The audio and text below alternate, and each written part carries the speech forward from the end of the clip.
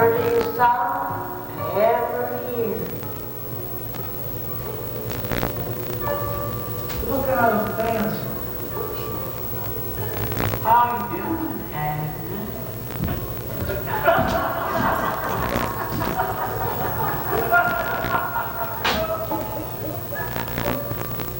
And what would be your name, pretty woman?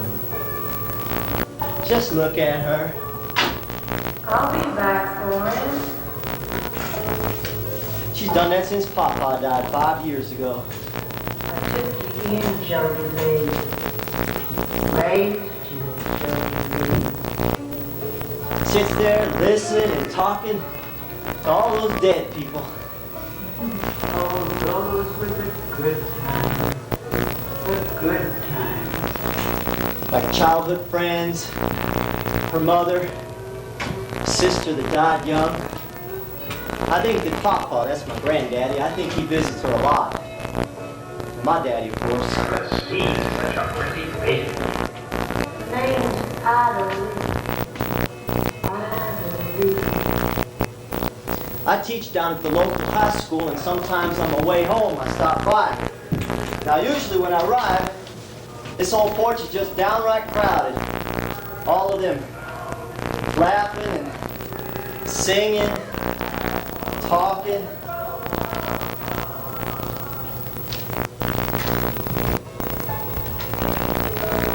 The way that song sounds like Raindrop. Knock down string band. My family. Mama.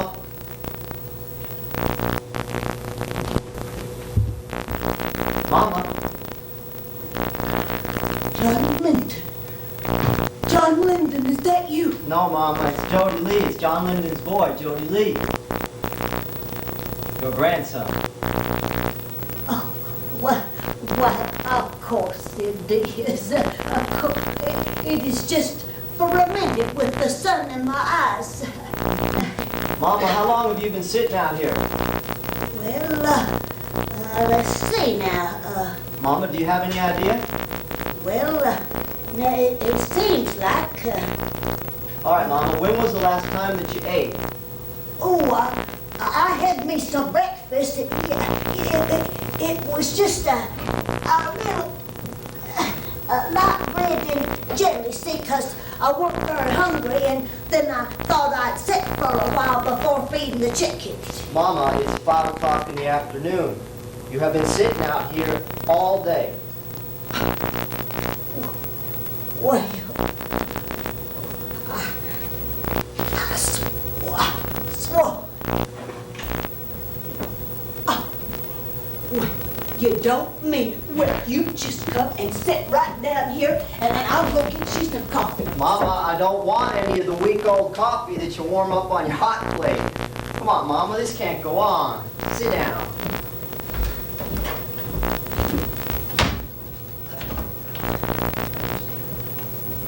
Oh, Mama.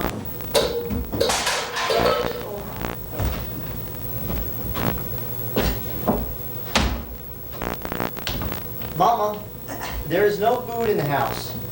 There's nothing. There's nothing in the cupboard. There's nothing in the refrigerator, and you left the dishes on the draining board dirty. Well, now, that's on account of my glasses. You see, ever since I broke my glasses, I can't tell whether I washed the dishes or not. All right, Mama. All right, let's forget about the dishes. Let's forget that there is something that looks like green mold on it. What about the food? Oh, I was going to walk down to the Mooney Creek store after a while. And buy what? More of these moon pies? Peppermint candy? Mama, Snooky says that you buy moon pies by the carton. Peppermint candy by the pound. That hussy lies. She lied. Yeah, I seen her snooping around in my bedroom and opening my dresser drawers. Oh, she ain't gonna be satisfied till she gets me in the county home. Oh, you ought to hear her talking to Ardell. Ardell, what your mother needs is 24-hour supervision. She needs the care that only a nursing facility can provide. And county home is what she means. Mama, there's no such thing as the county home anymore. And besides, the old county home was where old people who were poor had no family. That's where they had to go. Now, you can hardly be described as down and out, and you have plenty of family, Mama. Well, I can see she's got to you too. County home, nursing home, makes no difference what you call it. It's the same thing. It's where you end up when your family don't care enough about you to take care of you in your old age. Who would have thought? Who would have thought that I'd live to see the day when our dad, when my own son would plot to put his mother away? Oh, just like Sadie Evans. Come on. Oh, just like Sadie Evans. Do you remember Sadie Joe? Yes. 90 years old, if she's today, and left to trudge the roadsides of a dozen counties, looking for a place to spend the night. Many's the time I've been sitting here on my front porch and watching the balsam mountains fade in the twilight, and lo, there I'd say, poor old Sadie, coming up the trail yonder, limping along with that great oak staff she had. Always wore a long black dress. Only had two dresses, both on black. She'd stop right there at the foot of the steps and she'd say, "Oh, Agnes, I'm so tired. Could I come and sit in the shade for a spell?" She had this little black satchel. Only thing she had in it was her other black dress and her false teeth and a picture of a dead baby. And I'd say, "Oh, they lost Sadie. You come on up here and sit down. Could I get you a glass of buttermilk?" She's now telling the Sadie Ammon story. Now, I guess that I've heard it close to about 100 times since Papa died. There's some truth in it, but you see, Mama has a tendency to embellish. Now, recently, it has become a way of reminding the family of its duty. For example, along about here, she starts telling the part about Sadie's little home. Oh, sweetest little cabin. Oh, she had her own well and a garden and a few chickens and flowers. She always had flowers everywhere. She had gladiolas and canna lilies and morning glories and Rosa Sharon bushes. Now, as near as I can tell, this pastoral cabin never existed. You see, Sadie's home was a prosaic little clapboard on a dead-end road. These flowers and chickens exist only in Mama's imagination. Now, I believe we ought to be coming up on the part about the wicked children about now. So, she signed the deed over to that worthless henpecked son and his greedy, conniving wife, and they put her out. Put her out like a beggar in the ditch, his own mother, and left her to wander the world dependent on the charity and compassion of strangers. Now, what actually happened is pretty interesting, but it doesn't quite live up to the dark tragedy that Mama's relating. You see, Sadie simply signed her property over to her son, telling him that she'd had a lifetime of hoeing and washing and cooking, and what little time she had left, she was going to see the world. So, she made a list of relatives and acquaintances in a dozen counties. She had it all worked out so that she never stayed more than 3 nights in any one place and could kill an entire year without ever repeating herself. So, what happened was she left her son and his wife to maintain this clapboard shack and a couple acres of rocky land while she went out and visited folks. Now, not only that, she was careful to spend the winter months in well-heated homes and the summer months with good cooks who tended large gardens. Sharper than the serpent's tooth.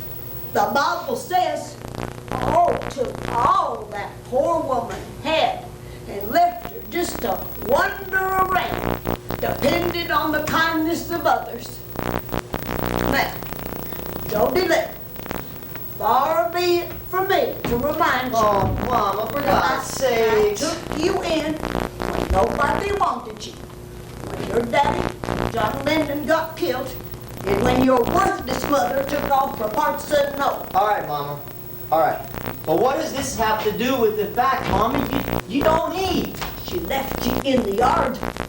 You were sitting right over there, 30 years old, with a little paper sack with some new underwear in it. Now, according to her, my mama came like A thief in the night. I was in the house when she sneaked into the yard. Now remember what I said, honey. Wait till Mama's gone before you go in the house, okay? Why, Jody Lee, honey, what are you doing all the...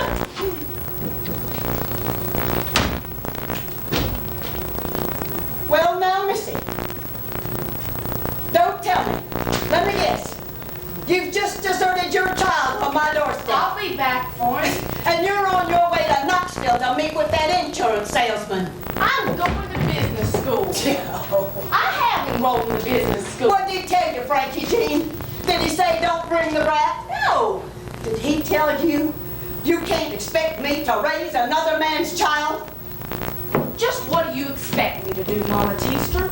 Stay here and live with you and Mr. Teaster? Maybe clerk at the Mooney Creek store or wait tables in a cafe? Come and sit in this house every night? Watch you and Mr. Teaster grieve? Sit and look at all them pictures you got of John Lennon hanging on the wall? Or maybe I should just take Jody Lee and go back home to Mama's. I believe John Lennon told you what that's like. Well, yes, he had mentioned that. Yes. So you know about my brothers. As soon as they could walk, they started running away from home, and they didn't stop until they made it.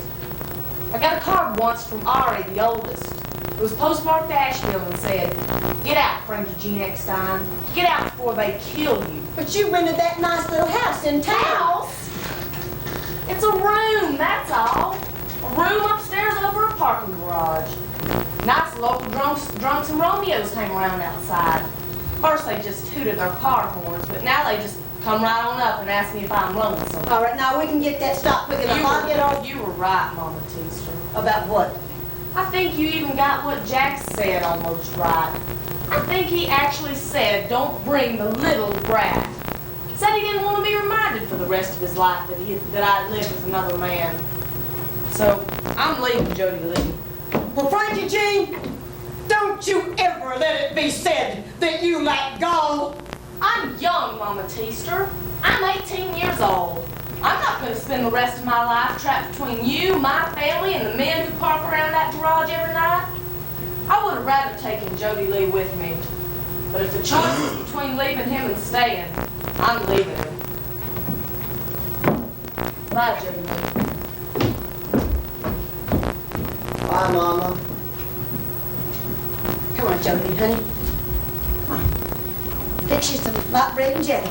Get in there. And she's gone. Just like that. I never seen her again. I tell you, Jody Lee, I can't forgive her.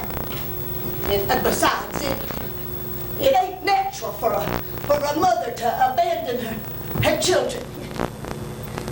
There was something wrong with Frankie Jean. And you know what it was, Jody Lee? What? It is bad blood. Yeah, Eckstein blood. You take her grandfather. He shot himself and fell down the well. Family didn't miss him for a week. Well, don't that tell you something? What kind of a family is it don't miss you for a week? And then they had to move because they couldn't drink the water anymore. This is the bad blood story. It consists of a pretty complete catalog of criminals and drunks and suicides, all on my mother's side of the family, and all doomed from birth to come to a bad end. Now, of course, you probably see where she's going with this one. Eventually, she gets around to pointing out that I have probably inherited some of those degenerate qualities. At this point, she usually confesses that she has, on occasion, noticed that I have developed some alarming mannerisms.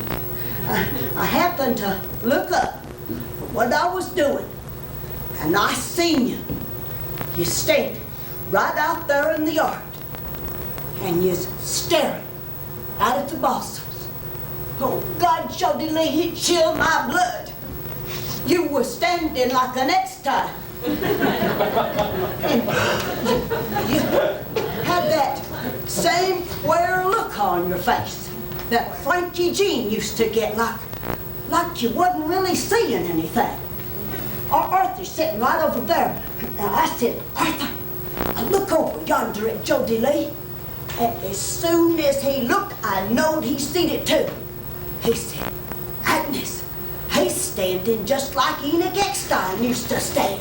The crazy one that lived like a heathen in the woods. You gotta fight it, Jody Lee. Fight it. All that Eckstein blood just coursing through your veins. Maybe you got enough taster in you to amount to something. But, oh, I tell you, Jody Lee, fear strikes my heart whenever I see you do anything that is pure Eckstein. Like when you get the sun grins and the ground stares. The what? The sun grins and the ground stares. Like somebody will speak to you, and instead of looking them straight in the eye, you grin and stare off over their head, or you drop your eyes and you stare at your feet. And I think, oh, sweet Jesus, the Eckstein is coming out in here. Now, a lot of Eckstein come out of me when I hit my teens. Staying out late, hanging out in the pool halls, going to movies. All Eckstein traits, of course. Now, positive proof that bad blood had completely taken me over would be a marked tendency to show disrespect for the family that raised me. Now, 15 years later, I'm showing dangerous symptoms again. That's because I'm beginning to listen to people like Snooky and Ardell. People that want to put her in a nursing home. I raised you, Jody Lee.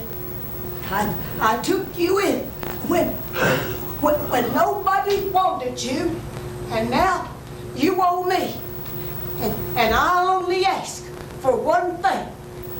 Don't you let them put me in no nursing home. Mama. Oh, listen to him. Mama, he says. And you know why? Don't you, Jody Lee? Why, Mama? 'Cause I'm the only mama you ever had. Oh, wait just a minute. I got something I want you to hear. No, Mama, no, not the grit story. I'll be right back. I'll be right back. All right, I'll try to spare you as much of this as I can. She has this little story that she cut out from the newspaper, The Grit. It's all about this sweet little granny lady whose wicked son and evil wife plot to put the little granny lady in a nursing home. Now, this part here, this is where the son says, I don't want to hear any more about it, Mama. You'll be ready at 9 o'clock in the morning because you are going to the nursing home. Then it goes on for some time about how heartbroken the sweet little granny lady is. How she looks through her old photograph albums, all those pictures of the son before he married and become cruel and callous. Then finally, she gets she gets down on her knees and she starts to pray. Oh, please, sweet Jesus, please don't let them send me to the nursing home. Whereupon, the sweet little granny lady gets into her little bed, she blows out her candle, and she goes to sleep. In the middle of the night, a great big storm comes up. Lightning strikes a big tree, which falls on the house and kills the little granny lady in her bed. Now, Mama considers this a happy ending. See, Jesus didn't want her to go to the nursing home either, so he took her home to heaven. The next morning, when the evil son and his cruel wife arrive, they find Her frail body crushed beneath the great tree. Beside her was a photograph of her son in his high school graduation gown. And on her face was a blissful smile. A smile that prompted the son to say, well, Mother won't have to go to the nursing home after all. She overdoes it a bit, I guess. I mean, the Sadie Ammon story and the Grit story, both in one afternoon. And poor Ardell, oh, God knows he didn't fit Mama's description of the evil son.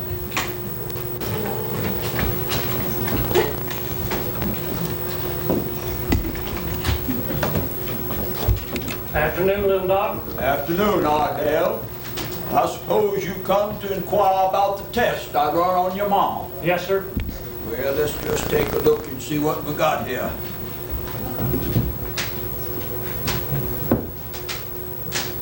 Yeah. Ardell, your mama's anemic. She ain't getting enough vitamins to keep a cat alive. And this thing about her falling in the yard. It was the chicken lot. She fell in the chicken Yeah, lot. well, it's to be expected as anemic as she is. She can't walk across the room without getting dizzy. No, sir. I know she's dead set against nursing home. Well, she said to tell you just that. She said, tell little doc that I don't want to go to no nursing home. Can't somebody stay with her? Ain't there some college girl or somebody around Agnes's age that would stay with her in exchange for room and board? We done tried that. Either they hate the house because it's so cold and drafty, or Mama gets so queer they can't hardly stand her. She can't stay with you? I guess not. Well then, that don't leave you much choice, Ardell. There's several nursing homes in this area that are reasonable. Well, I don't know, little doc. She's a dead set against you. Well, what it boils down to is if you want your mama to go on living, you better see that she gets the right food and that she takes the proper care of herself. Now, I know it's hard. What's it gonna cost? Well, if you get her to sign a property over to you, she'll be eligible for Medicaid. That's all it takes. You might have to make some small supplementary payment, but you could be sure she gets 24 hours supervision and a balanced diet. She'll hate it. She'll hate it, won't she? Well, of course she'll hate it. My God, Ardell, what do you expect? I waited on your mama for 50 years. I was there when you and John Linden was born and Agnes's baby died. I delivered Jody Lee and I did the autopsy on John Linden and I treated your daddy's cancer. So I'm not exactly ignorant about Agnes's life. No, sir. For the better part of 40 years, that woman has cooked and raised children, and milked cows and canned and washed clothes. And all of a sudden, there's nothing to do. Children are gone or dead, and he's been gone now about 5 years. Yes, sir. 5 years. Yeah. So all she does is sit on that front porch a-rocking and a-talking to herself, and she forgets to eat. Now, Ardell, I'm not going to lie to you about the nursing home. There's a lot less for her to do there than in that old deserted house. And she's going to frustrate the hell out of them. Yes, sir. Yeah. She'll do that. Yeah, they have sing-alongs and social suppers and church services in the parlor on Sunday. Can you see Agnes doing any of them things? No. No, she'll get mad and she'll sulk. Yep, she'll do that. But maybe she'll get over it. In any case, she'll get the right food and you won't have to be anxious about something happening to her in that old house. I'll see what I can do, little doc. Thank you, sir. And so, the dirty deed was done. Poor Ardell. The only thing left to do was to tell Mama. Jolie? Evening, Ardell. My. Church? Aye. Must be nice. Sure does beat standing in a grease pit all day. See your hands. Ah! Woo!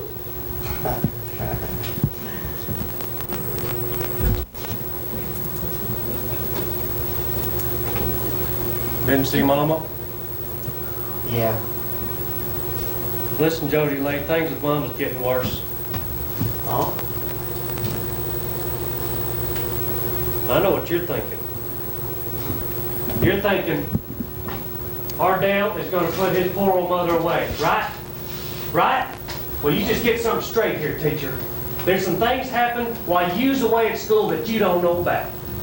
Like what? Like Mama burning her hands and her arms on that old hot plate in the house. Didn't know about that, did you? You know what else? She fell over there in the chicken lot. And she laid there all night long. When she was softening you up with that grit story and the Sadie Yammon story, she didn't bother to tell you she was laid up in the hospital 2 days. The little doctor said if it had been 10 degrees colder, she would have died. She didn't tell you that. There's more. You know she doesn't eat right, so she's anemic, so she falls a lot. Ain't you noticed them bruises on her, observant boy like you? But you be so quick to judge Snooky and me. There's more to it than just them old phone calls. What phone calls? You know about them neither, huh? No. She calls us about 3 or 4 o'clock in the morning. But say, Mama thinks it's 3 or 4 o'clock in the afternoon. I imagine she's sitting there in that old house, just with all the lights on, not knowing whether it's day or night. Can you imagine not knowing it's night? Always scares us half to death.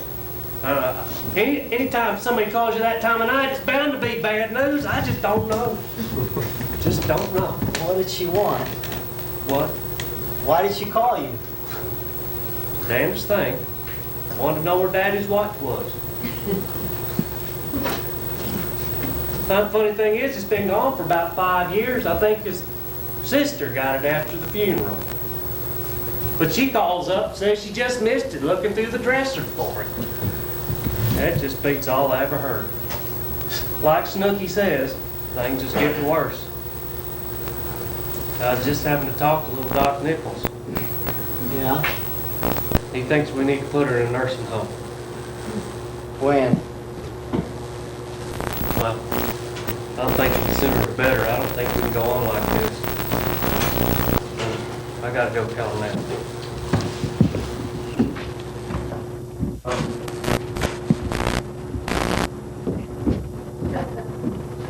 Not yet. See, Uncle Lardell, he needs some moral support before he can do it. I'm sure you noticed a bit of good-natured fun with Uncle Lardell.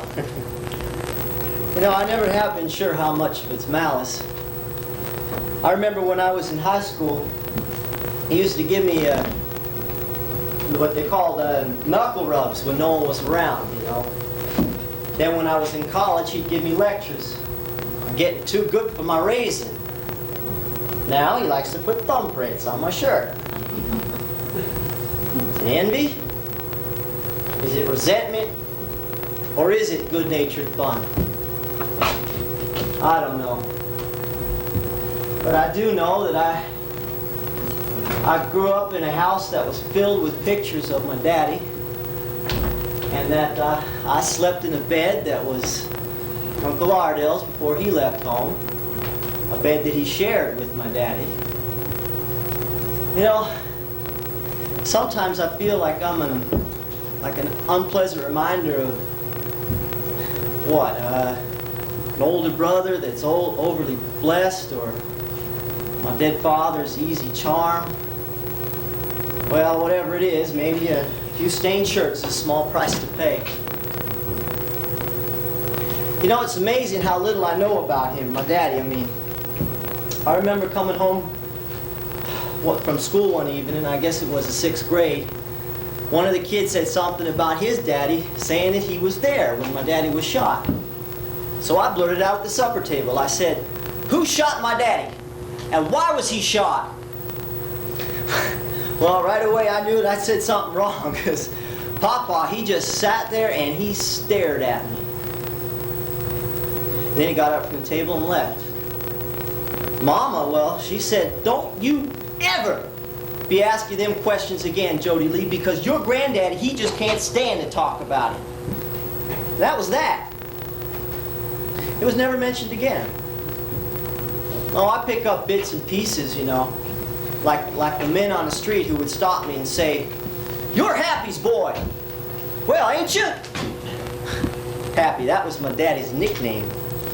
Gradually, I came to be known as Little Hap. And to a handful of my daddy's old friends, I still am.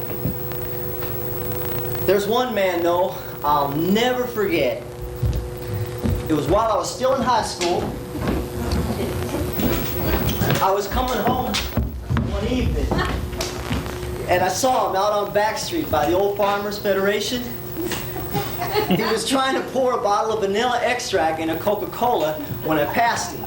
Hey!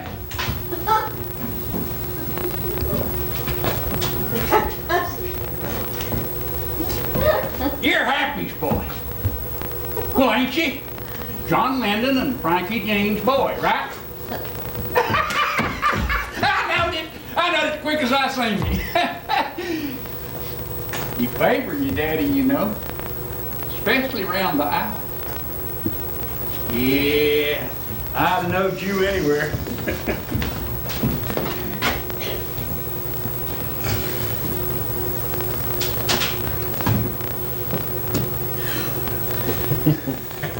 I knowed you, daddy boy. Yeah, you used to make music with him. I used to play a mean left-handed banjo. Ding, ding, ding, ding, ding, ding. Of course, you'd never know it. Look at me now, though, would you?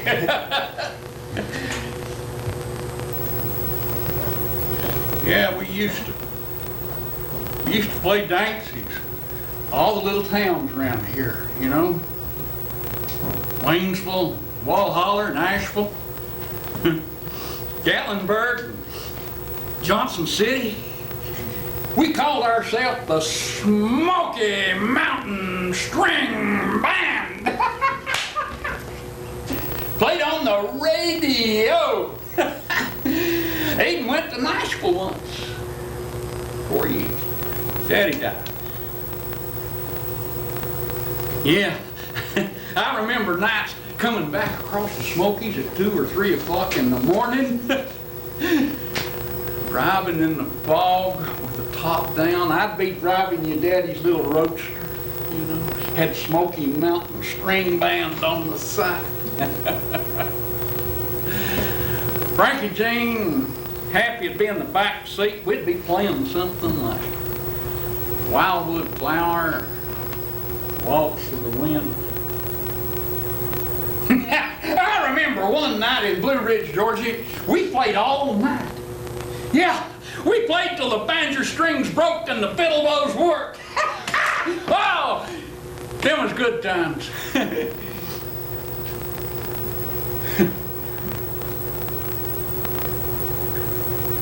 The day your daddy died, I was there. That little old service station in Moody Bottom was just packed with people listening to us play. We was practicing for a dance in Kaiser's Valley. The man that done it, I didn't even see him come in. Well, he wasn't the kind of man you'd notice, you know. Little man. He wore glasses. Has to stick at the bottom of this drink bottle here. Oh, I'd seen him around. Used to sit out in front of the station on a little bench on warm days. Just sit there. There's something wrong with him. I don't know what. He's all sad. Like he had a world of misery. But what he done? He just went over to Happy and he shot him. Happy was playing at the time. He was watching his fingers real close on them frets. And that little man, he shot him in the top of the head. There's an awful lot of smoke from that old rusty gun. I never did know where he got that thing. And then there was just this silence. You know, we just sat there. And then that little man dropped the gun and he got up and he backed up a few feet and he said, "I done it." He was surprised, you know. And then just before he turned and run, he said, "I stopped the music." What the hell did that mean? Got away, you know. Got clean away. He hid out in the Boston almost a week before they caught him. He was skinned all over, the sheriff said, from walking into trees and falling down. He broke his license somewhere. Or they never would have found him. Never did say why he done it.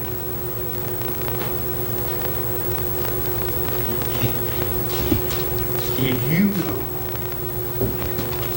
that there was over 1,000 people at your daddy's funeral?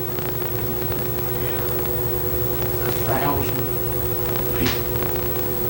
Oh, I know some of them come out of curiosity, but most of them, they come because, well, it wasn't just your daddy. It was the music.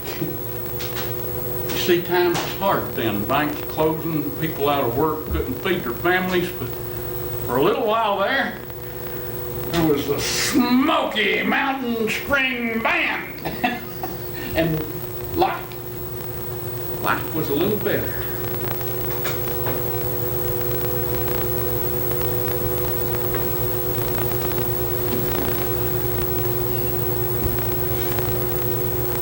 Your granddaddy, when he asked us to play the Raindrop Waltz at the funeral, I never did understand why, you know. It wasn't even a religious song, but we done it. We stood there behind Kathy's coffin, and we played for all them people. Later on, when we come out of the church, and I seen all them folks standing there in the graveyard, I understood. You see, we always played the Raindrop Waltz last. It was a way of letting people know that the dance is over and it's time to go home. And that day when we come out of the church, it hit me. I know that was the last time that the Smoky Mountain String Band would be together. Wasn't going to be no more dances. Like the song says, good times are all gone, and it's time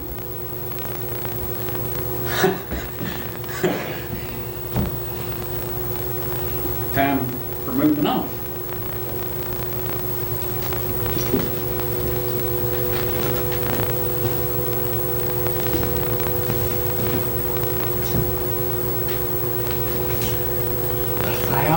People. Remember that.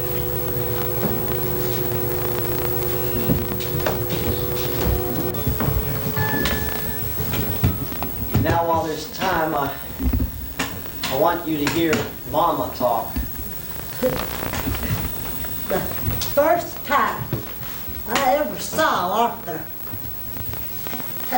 Have I ever told you this? You mean the first time you ever saw Papa? Yeah. You mean like the first time you ever met? Yeah. No, you never told me that. Well, I sitting on a railed fence down in Big Ridge, and I was singing this little song about sailing down the river of dreams. You mean that song, did you ever go sailing down the river of memory to the little log cabin that's nestled among the sycamore tree where the sun shines? That one? That's the one. How old were you, Mama? What? The first time you met Papa, how old were you? 19. Yeah, he had this bushel of corn on his shoulder, and he started singing right along with me. Then he set down that sack of corn Oh, you should have seen him. He had curly brown hair.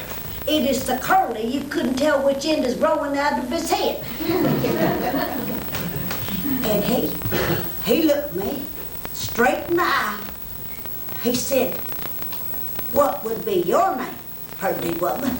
Oh, scared me out of my wits. We was married before the month was out.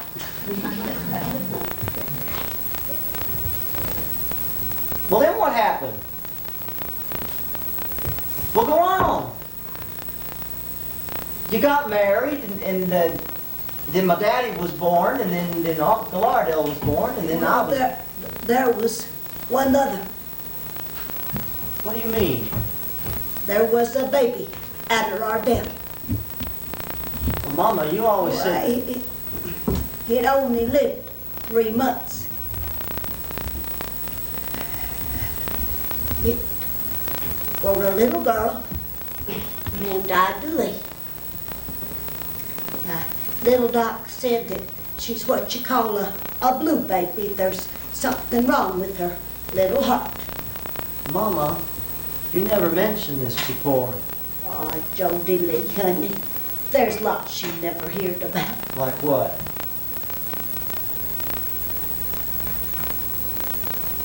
Did you ever go sailing down the river?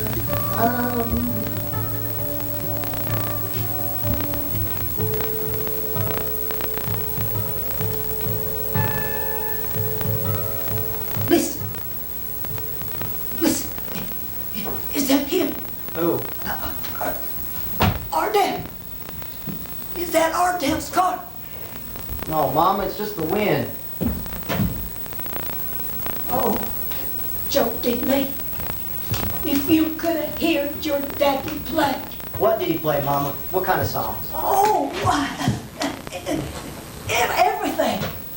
If he ever heard it, he could play it. Oh, and sometimes he'd play songs that had never been written down. Oh, your granddaddy and me, we'd sit here and listen. John Linden, he'd be there. And your granddad'd be sitting out in the yard, forever sharpening them mowing blades of his. And he'd say something like, "Now, oh, that was pretty. What do you call it?" John Linden, he'd laugh, he'd say, "Oh, it just come to me." Oh, it were wondrous strange. It were a night like tonight that your daddy brung your mama home. Oh, I heard them way before I see them. Your daddy was playing that song, the Raindrop Waltz. There was a moon a-shining, just like now. And as soon as they come in sight, I knowed what had happened. Oh, little bitty thing she was, 14 years old. They law, I thought your granddaddy'd take a fit and die. And when they got to the foot of the steps there, I noticed she's barefooted. Oh, and your daddy's so proud he's about to pop. He says, "Me and Frankie Jean got married in Walhalla tonight." Your mama didn't bring nothing with her but the clothes on her back. See, it was right in the middle of the Depression. Lots of folks is moving north looking for work. But your daddy, he opened that little service station in Moody Bottom. And before you knowed it, all these fellas that was out of work was hanging around John Linden's place. Musicians they was. And when business was slow, they'd all play.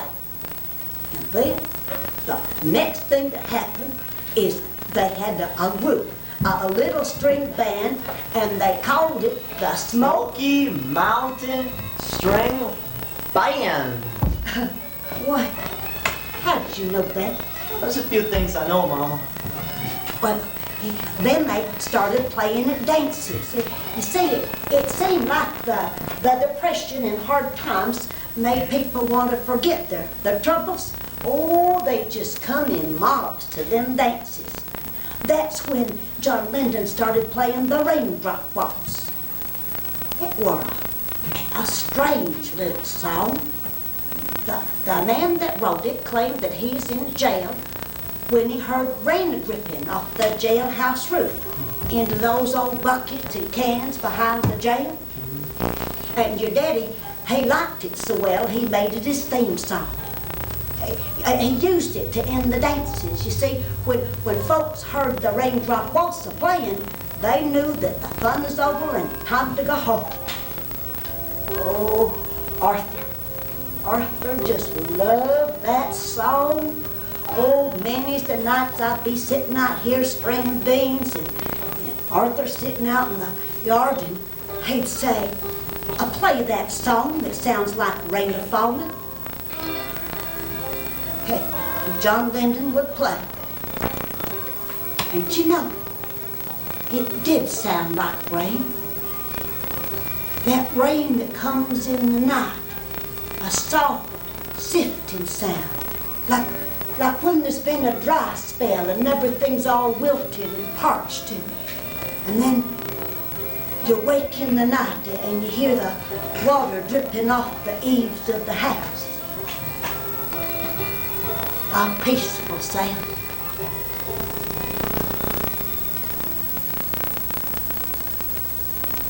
He was barely 2 when your daddy got killed. The man that done it was drinking wood alcohol, and he just walked into that service station where the band was a-playing, and he shot John Linden. And later he didn't even remember doing it.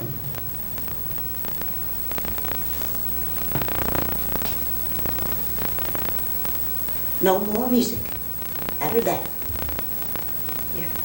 Your daddy, his guitars, well, your granddaddy put them all in the attic, along with his banjo and mandolin, and your mama left you in the yard there and caught the bus for Knoxville, and Arthur's never the same after that. Oh, he worked and he ate and he slept like always, but something was gone. You see, he always used to sing when your daddy played, but he never sang again until the last few months just before he died. He'd sit out there in the yard, still sharpening them mowing blades, and sometimes he'd try to sing. Did you ever go sailing down the river of memories to a little log cabin that's nestled among the sycamore trees, where the sunshine is cheery and nothing in the world is dreary? At my cabin at the end of my river of memories. What a sound. So sad.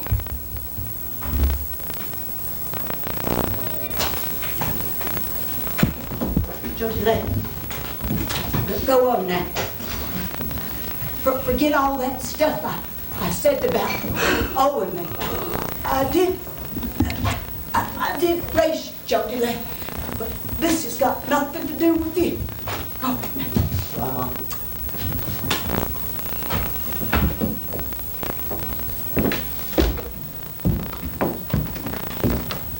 Mama, I know why you were here, Ardell. It's wrote all over your face. Mama, little Doc Nichols said, Who would have thought I'd live to see the day when my own son... me and Snooky just been up to Balsam Mountain Nursing Home, Mama, and we was surprised to see how nice it was. Why, them rooms had its own private color TV and private bathrooms. We even seen an old friend of yours. You remember Esther Holland, don't you, Mama? Used to live up there in the cove. She said for you to come on up so she can catch up on the gossip. That's right. Might be you could even share a room. Just like Sadie Emmons. Oh. You do remember Sadie, don't you, Ardell? Well, all right. Just hold it right there, Mother Teaster. Ardell, why don't you take my pocketbook and put it in the car? I want to talk alone to Mother Teaster. Well, got him hog-tied and branded, ain't you, Sadie? Oh, I know what you think of me, Mother Teaster. You sure ain't made no secret of it over the years. As for poor hen-pecked Ardell, I can tell you one thing. If it hadn't been for me pushing him, Ardell wouldn't have amounted to a hill of beans.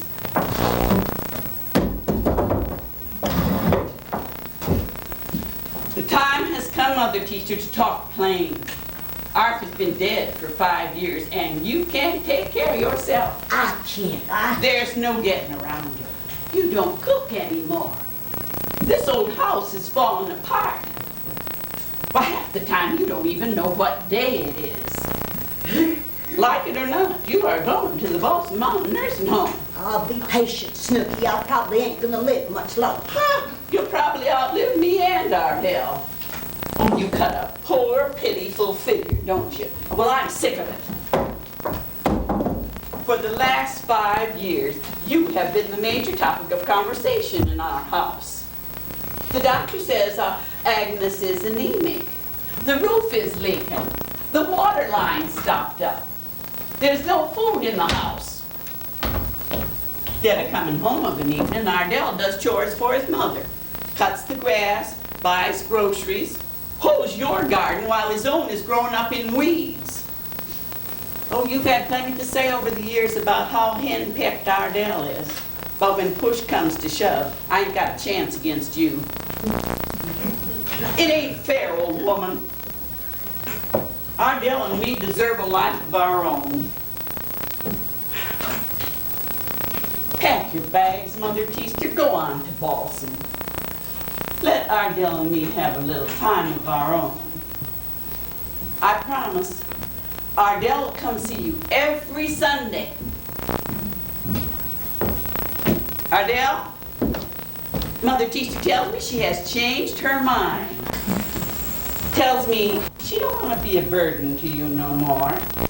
Says she's ready to go to the Balsam Mountain Nursing Home. Mama?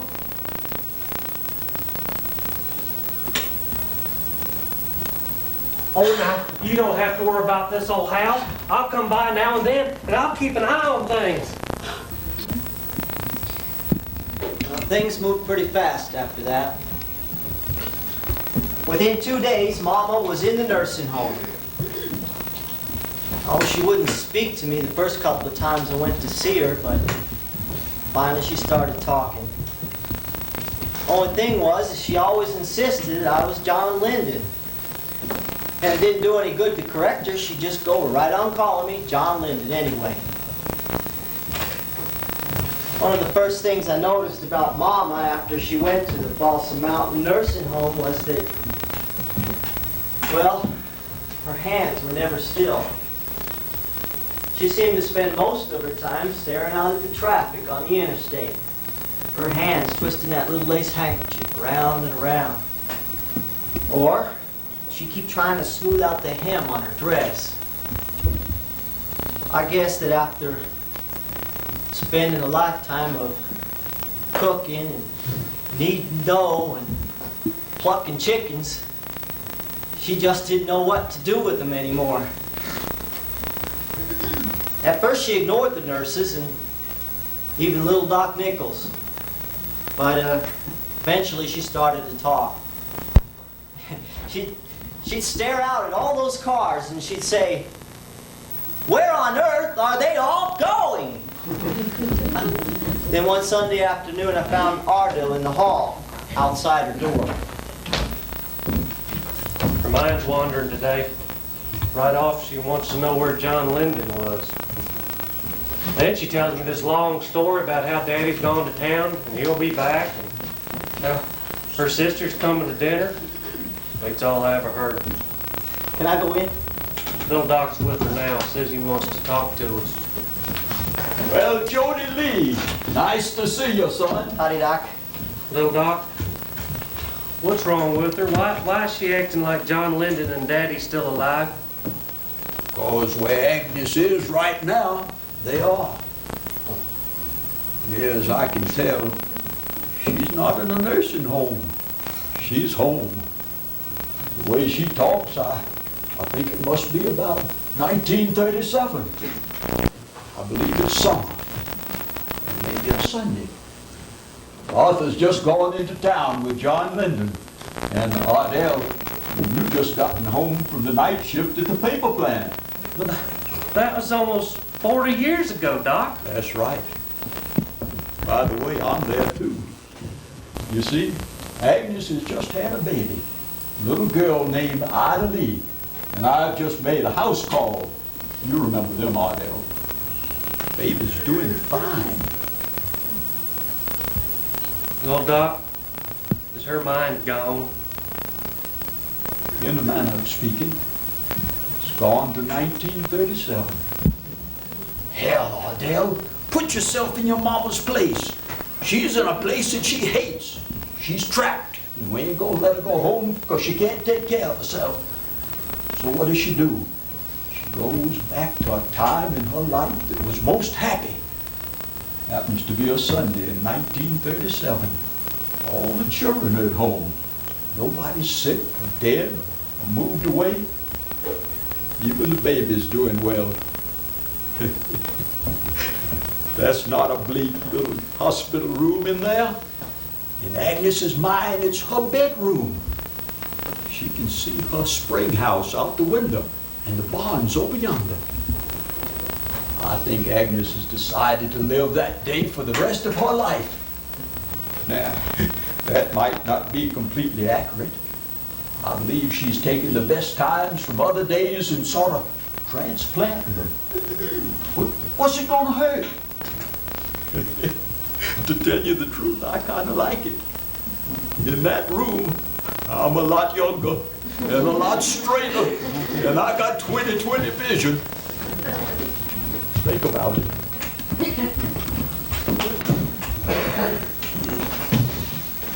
Of course, Ardell never was comfortable in the world that Mama created. And he did get particularly nervous when she chided him for not entering into the conversations with his dead brother and father. I continued to visit on Sundays, but of course I continued to be my daddy who had a little baby boy named Jody Lee upstairs. And Mama, well, she was the young mother at the heart of the family. She didn't hear the nurses talking about the medication anymore. She didn't even hear the traffic out on the interstate. That's because she was surrounded by pastures and farmlands. Sometimes in the morning she'd comment on the rooster's crow and soft lowing of the cattle in the evening. One Sunday afternoon in the spring of 1978, I made my customary visit to see her. And just when I was leaving, well, she seemed to arouse from a reverie, and she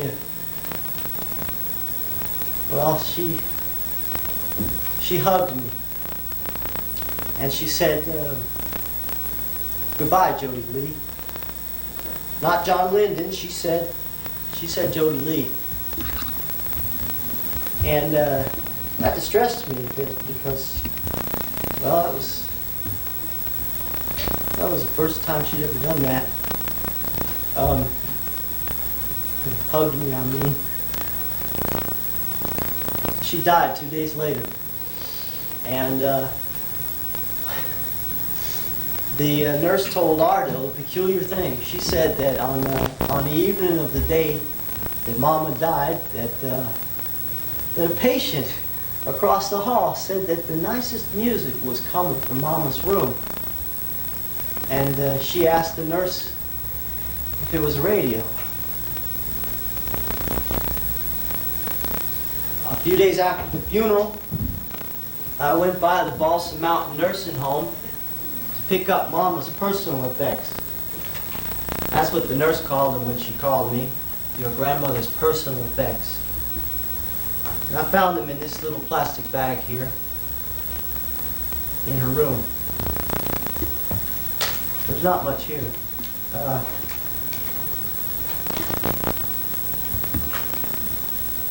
Her comb.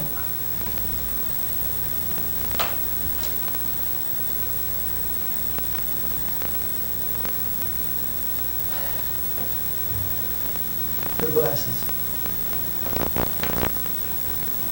And this is a little lace handkerchief. This has got 70 cents knotted in the corner.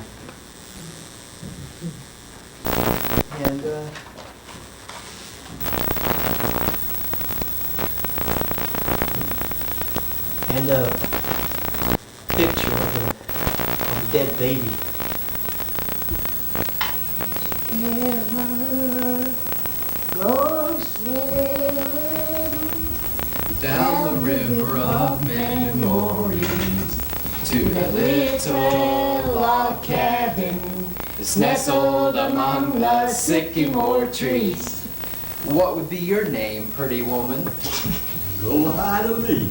I'm gonna be a robust baby, and she's a looker too. And she baby.